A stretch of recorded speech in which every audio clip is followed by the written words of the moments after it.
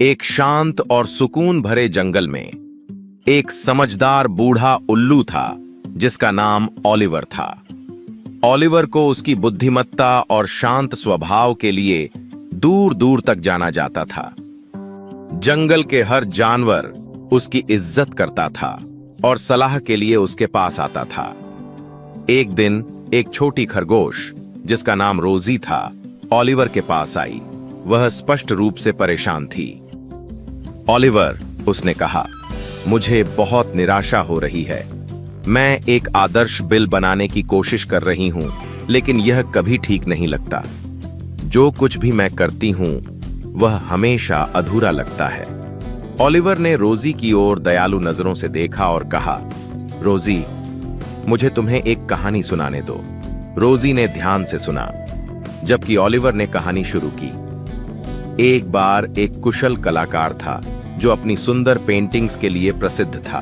वह लगातार मेहनत करता था, हमेशा पूर्णता की खोज में रहता था, लेकिन उसके प्रयासों के बावजूद वह कभी भी अपनी कृतियों से पूरी तरह संतुष्ट नहीं होता था। फिर क्या हुआ? ओलिवर ने जारी रखा। एक दिन एक पुराना दोस्त उस कलाकार से मिलने आया और उसकी पेंटिंग्स की बहुत तारीफ की। दोस्त ने कहा, ये पेंटिंग्स पहले से ही आदर्श हैं। तुम्हारी पूर्णता की खोज ही इन्हें वास्तव में खास बनाती है। रोजी के कान चमक उठे। तो क्या सबक है?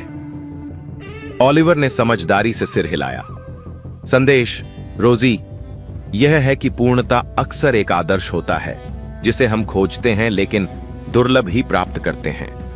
वास्तव में जो महत्वपूर्ण है वह है हमारे काम में लगाई गई मेहनत और दिल।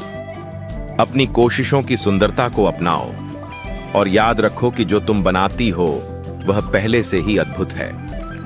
रोजी की। ओलिवर ने जारी रखा।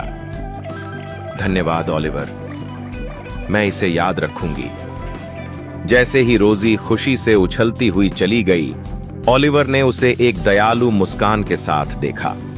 जंगल पूर्णताओं से भरा हुआ था, लेकिन उसके निवासियों की मेहनत और देखभाल ने उसे सुंदर बना दिया था। कहानी का संदेश है, पूर्णता एक आदर्श है